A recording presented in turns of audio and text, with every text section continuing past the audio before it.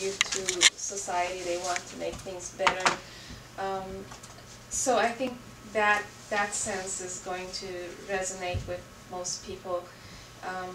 We do tend to emphasize that, you know, I actually think that our next pledge theme is going to be, you know, organic, homegrown, and voices with no artificial additives or preservatives. You know, just a, you know, to show that we are independent and, you know, we present a wholesome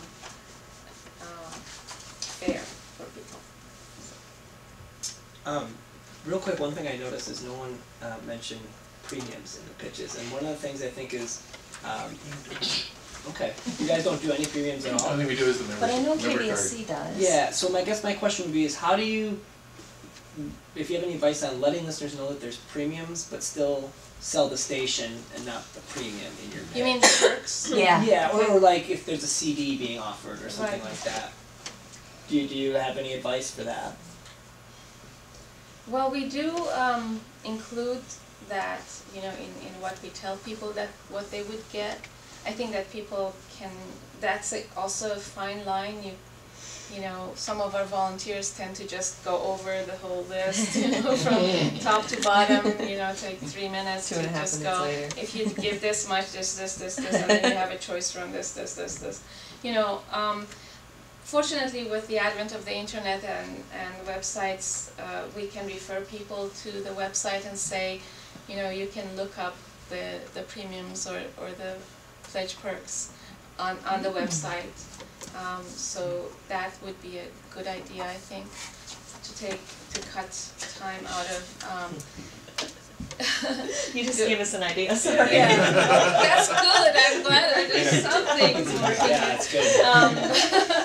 And so, but I think it's important to mention that you do have those. In fact, when I'm on here and pledge drives, I do mention, you know, a few of them really quickly sometimes, and, you know, mention that, you know, the pledge is tax deductible, and also you get these things. So it's a nice deal. But yeah, that's what No. we did. Are we allowed to ask? Yeah, Sure. please. Yeah, I actually wanted to open the floors. I was just curious, and this is probably maybe a bad question, but I'm just wondering how. I mean, clearly, premiums must affect pledging because people are offering them. But I'm wondering how big of a deal it really is, because, like, for me, especially when I first started pledging to any public anything, I was very poor, and so I could never afford the premium that was offered. But I pledged because I believed or I loved the program that I was pledging for, and that's why I did it. So, yes. A lot of folks around the system use premiums only with a very specific purpose. So why give away 10% of your pledge? If someone's going to give you $60 and you're mailing them a $10 premium, what's the deal? I mean, That's why. Yeah, and That's why we gave up on them, because people were arguing that point, is you're giving us a T-shirt that's valued at, and you're spending that, and so we went way off the chart not giving premiums. The only premium that we really give, and I'll clarify that in a second, is this 2-for-1 member card, and we give that at the 8850 level, or if you're new to 65, and I'll even give those at a lower level sometimes, and that gives you 2-for-1 things all over the state of Minnesota. Actually, we picked that up when Minnesota Public Radio dropped it a few years ago, and you guys can pick it up too. I can explain that to you. Both you guys can. And that cost us $3.50 from the company that sells it. So is that a big deal? It is actually. People will come on board for that. If they come on with a pledge of like 60, 65, and we say it's available at 50, they usually up their pledge. And then they renew at $65, so it actually is a great seller for us. Now, let me go back on my word a little bit here. We don't usually do premiums. If, like somebody, Phil with Bluegrass or Kevin with String Theory will come along and say, I've got some CDs to use as a premium, I'll say, you go ahead and do it. You worry about the mailing. I don't want to see them go across my desk because I don't want to deal with it. Or we'll have tickets, like I've got tickets this afternoon for Pizzarelli's coming to town for Radio Deluxe at the end of April, if somebody can figure that out and I don't have to deal with them, if it's the non-mail thing, I might do it.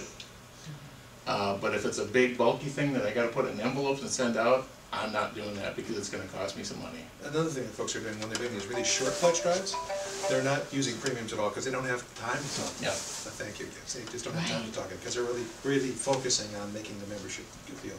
But generally in the system, people are getting away from it for largely the reasons that Ted's saying, because not only do you have to pay for the premium, you have to pay for the time to fulfill them. But you also, the other reason that people use premiums in the network are to get, as Ted said, a larger gift, or to get a gift now. So both of those reasons that Ted talked about are big reasons in the system to still use premiums. One is to get someone to call right now because we only have 4 of these CDs, and the other one is that if we can get your pledge at 88.5 instead of 65. Yep. And stations around the country also find that once they pledge at 88.5, they kind of tend to stay at 88.5, and then they'll stay up there and then move upwards from there. So it's a nice deal. These member cards that I deal with the company, they fit into a business-sized envelope thing, and it ships out for a little bit more than a regular letter. Boom, I'm done with it for a year. And they do all the work. And they do all the work. I don't have to touch them. So it's like, I love it.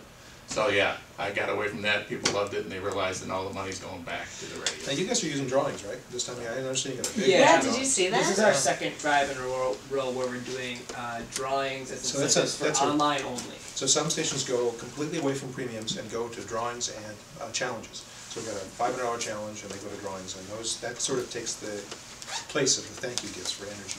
But you are allowing people to draw that without making a pledge, right? Yeah. Yes, absolutely. Make sure. Following the rules. Yeah. Got the rules there. You've got a big bunch of drawing projects. Yeah, we Isn't have, that crazy? Yeah. What did we have? Did we figure out? We We have actually 15, Yep. because we got like 5 pairs of tickets to an exhibit or something. And this was all volunteers coming with, I have this connection and I can do that. I mean, it was awesome. It was amazing. Sometimes too, if you have like tickets and you got dinner, you can do a package. A package, So you can have a bigger drawing prize, Yeah, which is an that's evening true. out, that kind of thing. Absolutely. So those things are really cool. Yep. I'm a big fan of using sweepstakes and giveaways. So I hope that made sense when we Yeah. got away from. Yeah. I want to premium. touch a little bit on that because Roger brought that up is other stations are going that KDEM route. Radio K is doing that a bit. The other thing is, because we're such a small staff, and I mean, we do get volunteers and help, but after a while, it just got, so I just said, enough's enough. Well- And if each individual person, Programmer, say like sure. Phil, or who like Kevin on Stricker, I said, if you guys want to deal with 10 or 15 CDs at a time, that's fine. Once again, I don't want to see them across my desk. Well, the way I think about it, and maybe this is where you guys came from, is that you know that all your listeners like the show they're listening to, Yeah. so pitch that. Whereas they may not like the CD or the book, and if you're trying to sell the book, Yeah. and I don't like it, there's nothing you can say that's going to make me buy, quote unquote, the book. But the station is always something that's sellable. I really like what Roger said about the specific purpose because I think we've seen that with our shows. I think we've seen that our listeners tend to really pledge for the show that they enjoy. But you can get them to go a little bit higher for that really cool thing. And our programmers will make maybe one break or a couple breaks about a specific really cool thing that's only on that show. And the break will be at this level and this is, it's really neat and they'll play a song from it or something. But it does still seem to be about the show and about the station. So I think our programmers have done a really good job of riding that fine line. There's a couple people who still do the Home Shopping Network, but Adam and I are really trying to get that out of the on-air rotation of talk. Michelle and I were at one of the conferences a while back, and some guy from the station got up and he said, yeah, we're still doing premiums, we're still doing this t-shirt. And so we said, so are you selling the t-shirt or selling the radio station? Well, we're basically selling the t-shirt. Well, then you're in the wrong business. It's like that attitude of, we're selling this $5 t-shirt every time we're doing the pledge drive. It's like, you got the concept wrong here, You're pushing the $5 t-shirt as opposed to your programming or whatever. So yeah, he's selling more t-shirts than he was selling memberships. Sam, that was such an awesome question. Thank you. Yeah. I have a question. Yeah. Oh.